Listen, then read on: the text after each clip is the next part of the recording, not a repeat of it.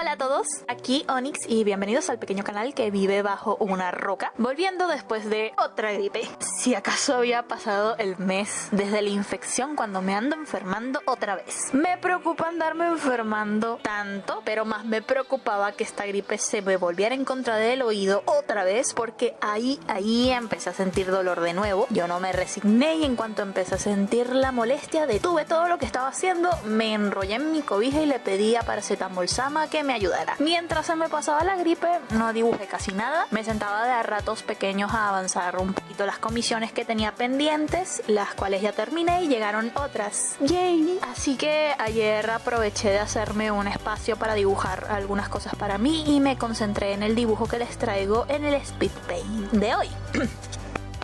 Todavía tenemos la portada para el capítulo 17 de EGN, un dibujo cuyo boceto hice como en la primera mitad del 2019 y no lo terminé hasta ayer ahora. Recuerdo que hice el boceto después de hacer el del capítulo 16. Pasó tanto tiempo desde ese momento que cuando volví a tocar el archivo no me gustaba tanto y lo hice de nuevo. Lo borré por accidente, así que no se los puedo mostrar, pero en esencia eran lo mismo. Un Pharaoh rodeando ahí con sus alas. Lo distinto era el ángulo. El Pharaoh estaba completamente de frente, de modo que sus alas formaran un marco con el cual encerrar ahí. De hecho, ni siquiera estaba completo, solamente se le veía el rostro, las alas y parte del pecho, porque bueno, pero el resto del cuerpo no se le veía. Y también había decorado la parte interna con algunos arbustos y flores para que no se viera tan vacío. También le cambié el gesto ahí, porque en el primer boceto la había hecho en una pose más calmada, como ilusionada e ignorante del Pharaoh que tenía detrás, pero me di cuenta de que así realmente no transmitía lo que ocurría en el capítulo y llevo rato en una etapa donde quiero experimentar con los ángulos. Entonces conservé la idea original del Pharaoh rodeando ahí con sus alas, pero en lugar de estar completamente de frente lo puse como a 3/4 y también como si se estuviera perdiendo en las alturas por su tamaño, como si lo estuvieran viendo desde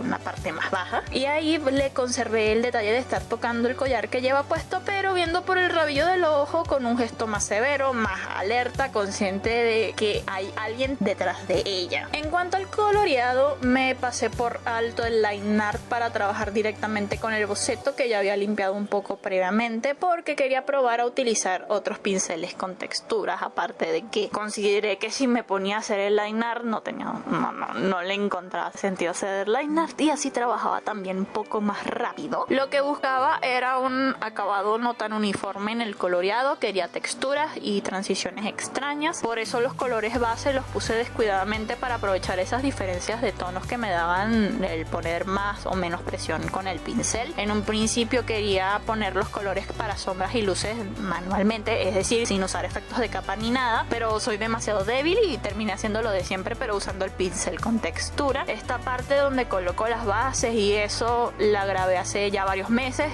tenía la intención de terminarlo en ese entonces, poco después de yo haber publicado el Speed Paint de la portada del capítulo 16, pero lo volví a dejar de lado y cuando ayer lo retomé ya ni recordaba lo que planeaba hacer exactamente cuando empecé el coloreado en ese entonces, pero no lo descarté y me ceñí a la idea de hacer algo texturizado, algo que no hubiese probado antes, porque la idea de trabajar en algo personal es poder probar cosas diferentes para salir un poco de la rutina. Por eso agarré un pincel con textura de un lápiz común y corriente, un lápiz, y me puse a hacer las transiciones a punta de línea por línea en un disque intento de achurado que no es achurado. Para quien no sepa qué es el achurado, es una técnica de sombreado que se realiza con líneas paralelas. Seguro habrán visto alguna ilustración así, a mí me encanta, pero esto no es realmente achurado, creo yo. No lo veo como achurado en realidad. No es achurado. En fin, estuve aproximadamente 2 horas en esta segunda fase haciendo por partes línea tras línea, teniendo cuidado de que las transiciones no lucieran extrañas y con cuidado de ir en una dirección acorde a la forma de la parte del cuerpo en la que estaba en ese momento. Ya para rematar, lo que hice fueron algunas correcciones de color y contraste, además de añadir algunos efectos de iluminación y otras sombras que hacían falta y listo,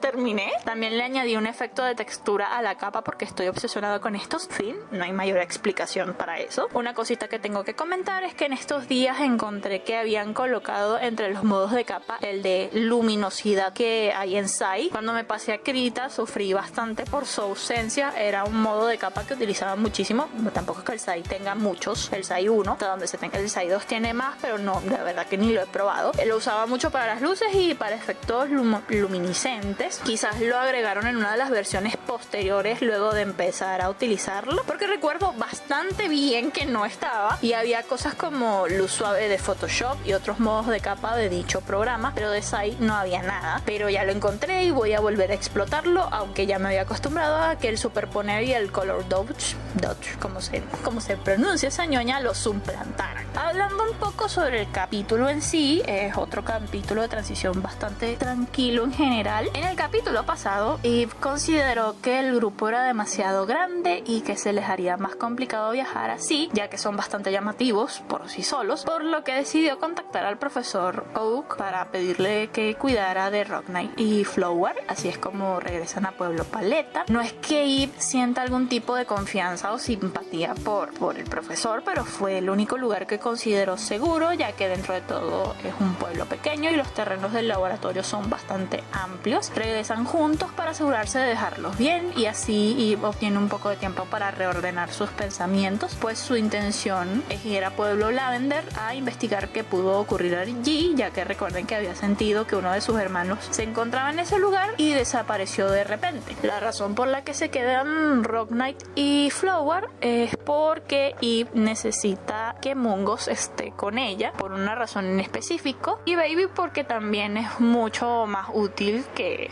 por ejemplo, Flower que no le gusta pelear, y Rock Knight que siempre es medio perezoso, propenso a quedarse dormido, y saben que es cuando él se queda dormido quintuplica su peso y es difícil cargarlo. Otra razón para acompañarlos es que Eve no confía mucho en el sentido común de sus hermanos y temía que les pasara algo en el camino. Sí, Eve subestima un poco bastante la capacidad de sus hermanos mayores, al menos en este aspecto. No de todos sus hermanos mayores, pero sí de la mayoría. Por supuesto, también continúa la preocupación que Mewtwo trae desde el capítulo anterior, por lo que la mantiene bajo vigilancia en caso de que volviese a tener de nuevo problemas con su psiquis, y como no podía ser de otra manera, Eve está consciente de esto, y decir que está obstinada se queda corto. Aquí también aproveché de desarrollar un poco la relación entre estos dos personajes, aprovechando al salido de Mungos. Hice bastantes maniobras con este capítulo porque, a decir verdad, la versión original era bastante mediocre, en especial en la parte final, que es la más importante para que la historia siga avanzando. Lo arruiné bastante en la primera versión porque le ponía demasiados intentos de chistes innecesarios, y al final fue peor porque se supone que es algo serio. El personaje que aparece aquí también no es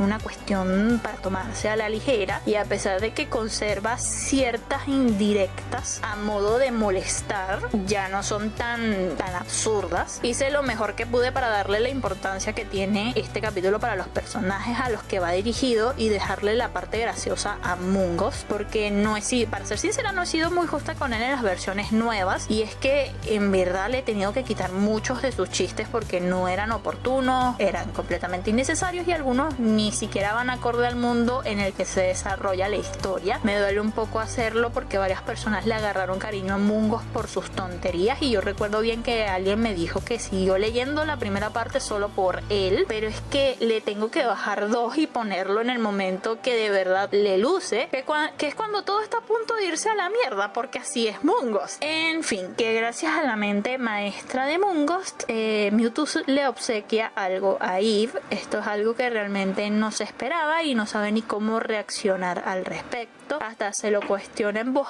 alta al momento en que lo recibe, porque no se llevan bien y ella sabe que lo trata a las patadas. Él le dice que lo tome como un gesto de paz y ya. Aunque lo acepta, Mewtwo no tiene idea de que Eve comienza a pensar demasiado al respecto, porque ella sabe muy bien que eso le va a traer ciertos problemas más adelante. No les voy a contar mucho al respecto porque ni en el propio capítulo se explica demasiado la razón de que algo tan inofensivo como un obsequio puede ocasionar problemas problemas. Lo único que les puedo decir ahora es que los hermanos de Eve son bastante diferentes entre sí, y mientras hay unos muy amables y amistosos como lo han sido Mungo y Flower, hay otros mucho menos agradables y ariscos con los extraños a la familia que verán ese gesto como algo ofensivo. Justo cuando Eve se detiene a pensar si vale la pena llegar a soportar las consecuencias, llega este Firrow que no es uno cualquiera y se tienen que leer el capítulo. Eso ha sido todo por ahora. Como siempre, un enorme agradecimiento a mis patrons: Seth Draconi, Giancarlos, Hala, Domsi, Auron Rinta Hints y Alex. Y también un agradecimiento muy grande a Corcoros, que me compró un cafecito y le hice un bocetito. Me pidió uno con su personaje basado en Gardevoir llamado Camina junto a Sion y quedó muy lindo. Recuerden que si les gusta mi trabajo pueden apoyarme a través de Patreon o Ko-fi. No se preocupen si no pueden a través de estas plataformas. Con el simple hecho de ver los videos, comentar y compartir hacen más que suficiente. No tienen ni idea de cuánto me ayuda esto. Pueden seguirme a través de mis redes sociales. Tengo Twitter, Facebook, Instagram y Tumblr, pero soy mucho más activa en Twitter. Mi galería principal la encontrarán en DeviantArt y tengo otra en Fur Affinity, las cuales actualicé este fin de semana, así que si quieren ir a echarle una ojeada son bienvenidos. También tengo un perfil en Toy House, pero todo sigue en privado, así que solo encontrarán información sobre mi persona que únicamente a Antrax y a mi mamá le interesa. También los invito a leer mi fanfic de Pokémon, Hoy es el fin del mañana. Lo encontrarán en Wattpad, fanfiction.net y en mi galería principal. Ahora sí, no tengo nada más que decir. Hasta la próxima.